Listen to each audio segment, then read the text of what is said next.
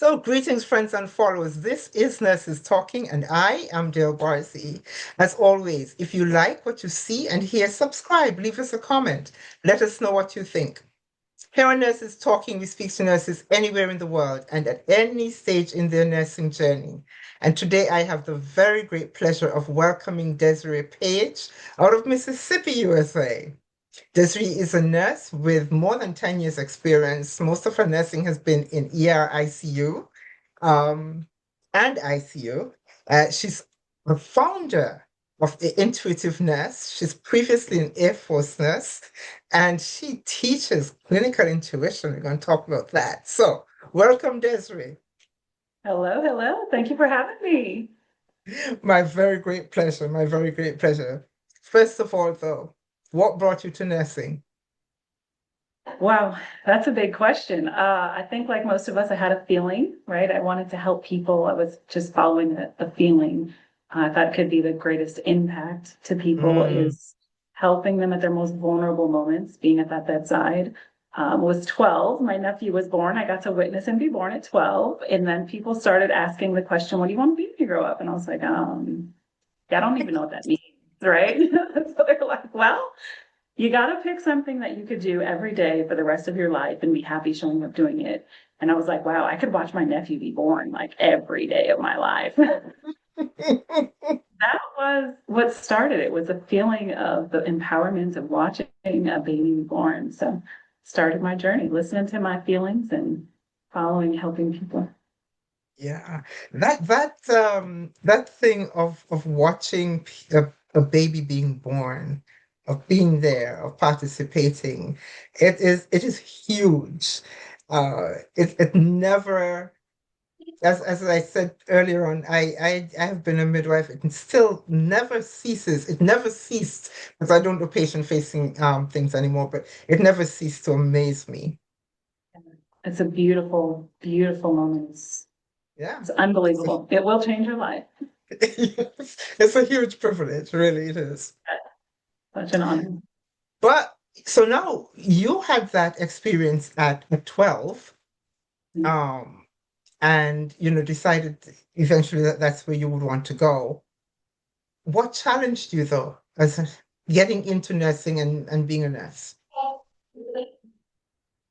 The challenge actually became the landing the first job, right? Like I had this vision that I wanted to be this labor and delivery nurse, and I wanted to be a midwife ultimately was the goal, and the plan changed, right? So that was the biggest challenge. Landing the first job is definitely hard. And it was outside of my control. I actually ended up in corrections. So I was a prison nurse at high max prison. So they have everything inside of a prison, at least high max level that I know of, like surgery. They do surgery, they have ER, they have everything there that you possibly imagine to keep inmates centralized. So I started there, ER charge nurse right out of nursing school. So high acuity, I never envisioned being in the ER. I was always the girl who was like, no, y'all want that? Have fun. Like, that's not my jam. But my path led me to high acuity environments. So I spent a long time in the ER setting, then transitioned over to CVICU settings, so just high acuity um, atmospheres. Hmm. Yeah, yeah. Straight out of, I give you all kinds of credit for that because I have never done corrections. And the one reason that I think of that I know that I cannot do corrections is I cannot stand that the doors closing thing. Oh, yes. So That's challenging.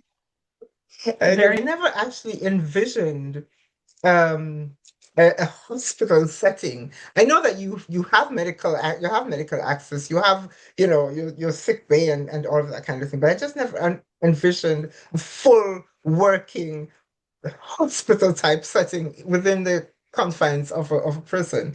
It's cool to think about. It really is. Very shocking. Yeah. I didn't envision it until I saw it, and I was like, "Wow, this next level, right?" I Yeah. kind of wondered what happened to the inmates and why we don't see them too often. But okay, I get it. I Now get you know. Now we know. You were previously an Air Force nurse. Yes, I did. I did 4 years in the Air Force, the ER setting down here. That's what brought me to Mississippi, actually. So I went to Keesler down here in Biloxi and just Uh-huh. stayed when I got out, stayed local. So how did you get, because you started in corrections and then you migrated, so to speak, to the Air Force. How did that come about? Right, right. That's a weird leap. So I did 18 months at corrections, and unfortunately, there, the ER, like you just stabilize, like heart attacks, that kind of stuff. You stabilize it, ship it, stroke, stabilize it, ship it. I never got to see like CTs, I never got to see X-rays, actual Oh, okay. real-time lab results. So I was like, I gotta leave here, I gotta branch out and go to the real world of ER, or whatever, Mm, civilian world of ER. So I did mm. that transition there, and then my kiddos were growing. Honestly, Dale was a single nurse trying to make it. And I was just like, I got to do something different.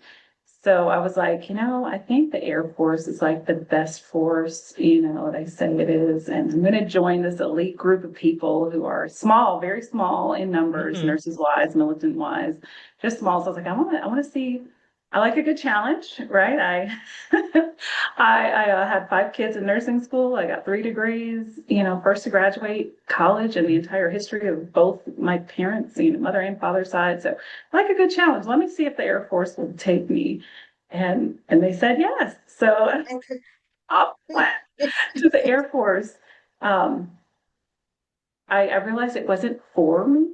I was older and was already able to critically think. And I was, like I said, a single mom, had 5 kids. And yeah, I was like, this is not for me. I Yeah, could see it being for the younger group, that need that structure and that real yeah, firm, yeah. guidance. But I was 33 when I joined, so I was like, I'm just gonna do my time and get out. Okay, all right. So you have had all of this experience, corrections, military, civilian, all of this experience. What? Well, now, how many questions do I want to ask about that? There's so many questions coming to my head. But let's start with, okay, across all of these things, what do you think you would like to see change, if anything, Gosh, about nursing? across all of it, I would say the acknowledgement of clinical intuition is something that I want to see evolve and be affirmed and validated. I would like to see it be given a professional language, something that we can all reflect back on. That's something that is not mystified, right? It's not a guesswork. It's not a gut feeling. It's not this weird knowing that some people have and other people don't have. Across all environments, I have relied heavily on my intuition. I know other nurses who rely heavily on their intuition as well. So I would like to see the evolution of intuition and have it, something that is structured, it's teachable, training people on it, how to use it, how to sharpen them, how to sharpen that skill and intervene early. It saves lives. It's a very important skill that I've leaned on across any setting. And I'll even go as far as say, not just in nursing, right? As a mom, I lean on it. I mean, there's so many, times that I'm Yeah. like, something's going on here. So that's what I'd like to see change. So you speak of it very confidently and very deliberately as a skill. And um how there are many people who you also mentioned the spidey sense thing. There are many people who see it that way, uh, within healthcare and outside of healthcare. It says, it's kind of like woo woo. How do you teach it now? You teach it now. So how do you begin to bring people into the knowledge and into the acknowledgement that this really is not something weird and way out of the pale, and you can learn it and get them on board. How do you get them on board with this? Yes, that it's actually part of the central nervous system and storing of Mhm. multiple subtle signs that you see. So it goes with pattern recognition and clinical experience paired together, and then equal that with evidence-based practice allows you to intervene very, very early and help patients prior to deterioration, right? So it's trainable in that instead of dismissing the feeling, acknowledging the feeling, right? And having a good mentor, a good leader, good nurse leaders who actually can step in and intervene and guide new nurses who don't have that experience yet, right? They might have a signal like, I think I've seen this before, or their color's changing, or their tone of voice has shifted. Has You know, changed. I need another set of eyes in here, is teaching them that those signals, you can sharpen them and you can pick up on them sooner, pick up on them faster, that they are real. You are recognizing something that's happening with that patient, and let's investigate it. Acknowledge the noticing is what I say, acknowledge it instead of just quieting it or dismissing it. I think that it's very important to teach about how the language that we use around it, not being intimidated by it, not being shied away, like calling the doctor, "Oh, I'm sorry, you're so busy." No, I'm not actually. Mr. Smith is different than he was before. He's changed from his baseline, and being firm and confident in what you're noticing and pulling others into it. Nursing is a team effort, and the strongest nurses that I see are those who are very good at the noticing, and you just don't have the language yet, or it's not Yeah. validated yet. It's just not. So just teaching right now the basics, teaching, giving it a structure, giving it a language instead of spidey sense, a knowing, a gut feeling. It needs something that we can all embrace as a culture, as a healthcare unit. We can embrace, what are we going to call it, instead of something so mystified. That's really where I'm at right now. I've only been on this journey for a very short time, actually. With this particular, Hmm. work, it's only Yeah. been like 90 days in the making here, and Yay! It's it's 90 days further on than you were 90 days ago. yes, absolutely. So right now, it's really formatting the language, giving it, affirming Yes. it, and giving it some language. That's really where I'm at. Yeah, and that answers the question I was going to ask next, because I was going to ask about what language are we using to communicate what we feel, what we know to be real based on what we see, what we sense, for want of a Mhm. better word. Yes. So So good, I would like to good. refer to it as clinical intuition, just pull in the word intuition for what it Hmm. is. And then, around your S bar and reporting, a lot of noticing. And when you use the word intuition, others will automatically know it's not measurable just yet. She's noticing something before the data has said something is going on. Just Hmm. acknowledging that it is real. Hmm. Hmm. Hmm. Hmm. Interesting, interesting, interesting. And you mentioned using it along with your S bar and all of that, which in itself gives it credibility when Yes, you're absolutely. yeah, I get Very that. important how you talk and communicate, the confidence level, right? The confidence that comes behind trusting your Yes, gut, right? Trusting that, noticing, trusting it, and communicating it. and communicate. There's a lot to be said about confidence and the delivery, how you're doing it. Yeah, yeah, yeah. And because that is so very important, because you can trust it all you want, but you really do have to be able to communicate this urgency, if you need, if for want of a better word, this need to take a look at this. You have to be Correct. able to communicate in an effective way. That's going to Yes. not get you dismissed, and by getting you dismissed, get the, delay intervention for the patient that you so want to advocate for. Yes, absolutely. You said that beautifully. Well, thank you. Thank you. So you have embarked on this journey. You have all this experience, and it's led you to this journey. Um, how do you see? I'm shifting a little bit, because nursing healthcare itself is evolving so very quickly, right? How do you see a what healthcare is going to look like, or what nursing is going to look like in maybe 10 years or so? And where is all of this that you're talking about going to fit into this big picture of, because everybody now is thinking of technology and all of this. Where is this going to fit in all of this?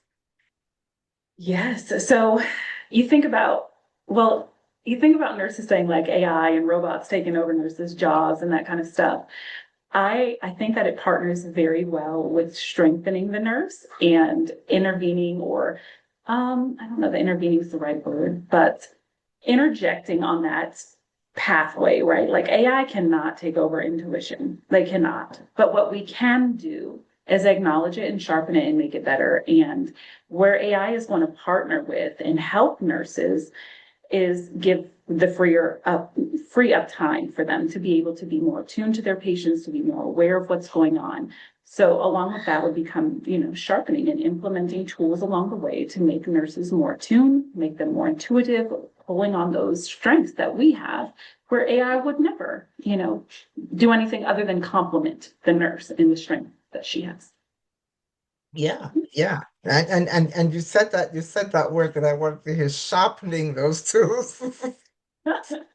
Yeah, because really that's basically what it does. And I think we have to remember, we talk about AI a lot, and but we don't talk about it as an assistant, which really is what it is. It's not a replacer, it's an assister. And also I think that we're forgetting, as we talk about AI, we are forgetting other aspects of technology that actually are coming on board and maybe AI driven, but still not necessarily that is the focus of it.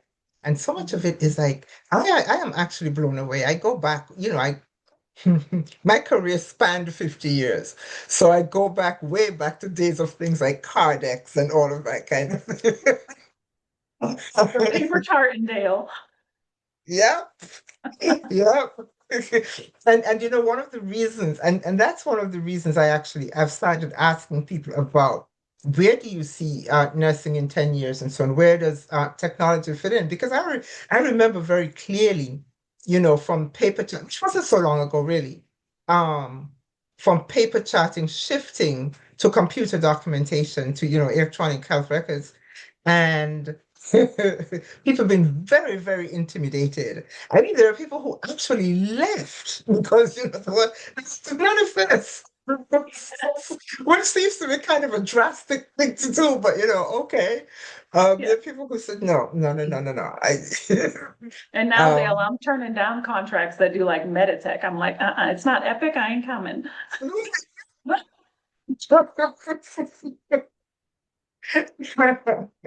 Look what has happened. What has Right. happened?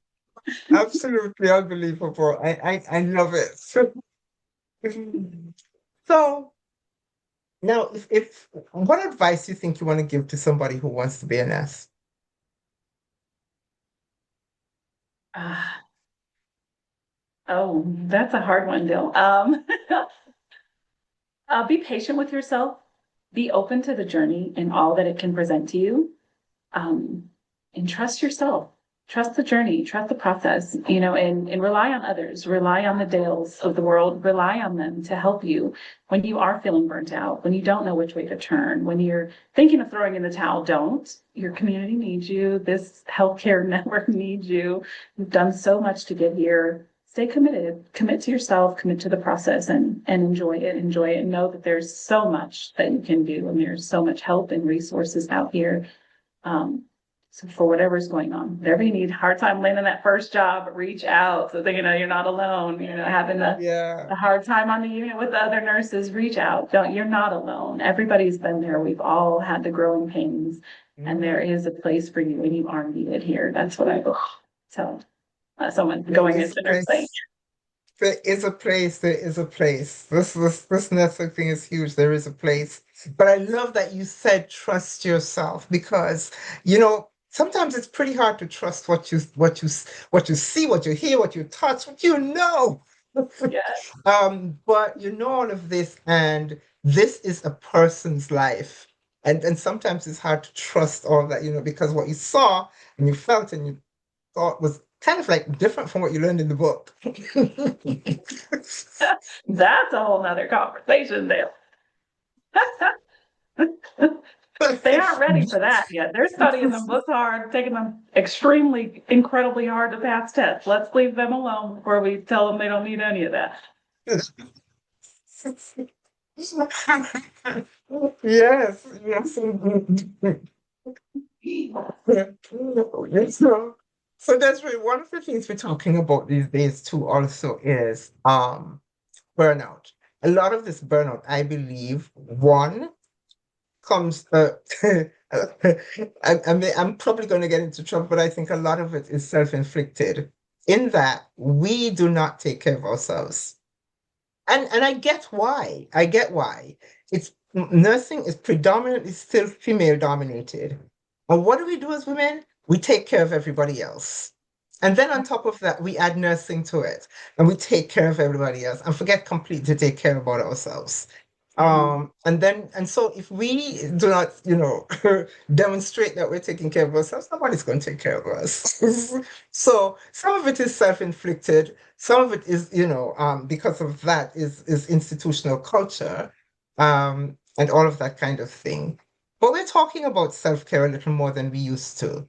So Mhm. I have two questions for you. One is, what does self-care mean to you?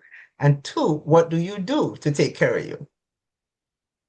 Well, self-care means to me loving on myself and pouring into what I trust and know about myself.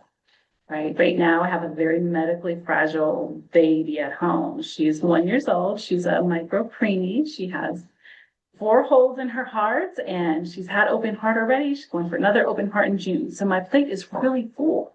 But self-care is so important to me, Dale. I get up every morning at 3:45 a.m. I prepare her feeding, and then I start my day. And my routine is exercise, hydrate, do some journaling and some spiritual work. And do creation around clinical intuition. So it's very important to me for my self-care that I'm still Desiree, right? I'm still trusting that I'm smart and creative. And no matter how full my plate is, that I still matter. So that's what self-care is to me, putting yourself first, even if it means being disciplined and carving out that time, making that time. It is very important that you have that outlet for yourself, no matter what it is. For me, it's scholarly work around clinical intuition, and I love it. Like, it is my outlet. For others, it might be CrossFit, and I need their motivation, right? I need some encouragement from them folks. But for me, it's Yeah. very important to take care of myself and to trust that, I have talents and gifts to offer, that this I can still contribute to nursing. Like you said, there's place for me here, even if right now I'm just taking care of my fragile baby. There's still a place for me, and I believe that. Absolutely, absolutely. And that I have to give you kudos because um that can be a tough thing. And I say that as a mom because I have always found that I am much better at taking care of everybody else. When it comes to my own children, I first used to go into a kind of paralysis, and then I have to come out of it. And I recognized that early, and it really used to bother me that my first response when something was wrong with them was almost paralysis. Then, come on, you've got I have to pull myself out of that. So that's huge. A fragile baby at home and remembering that you exist. For that fragile baby, you need to take care of you. Yeah, that's huge. I love it. I love it. So, Desiree, before we go, any last words you want to leave us with? Trust yourself. The world is big. It's not as big as you think it is. Start the journey. Trust yourself. Trust the process. It's good. We're waiting for you. We're rooting Yeah, for you. And somebody in Biloxi, Mississippi believes in you. I love it. I love it. On that note, thank you so, so much for this conversation. I Thank truly you. enjoyed it. Thank you so much. Yes. Thank you so much.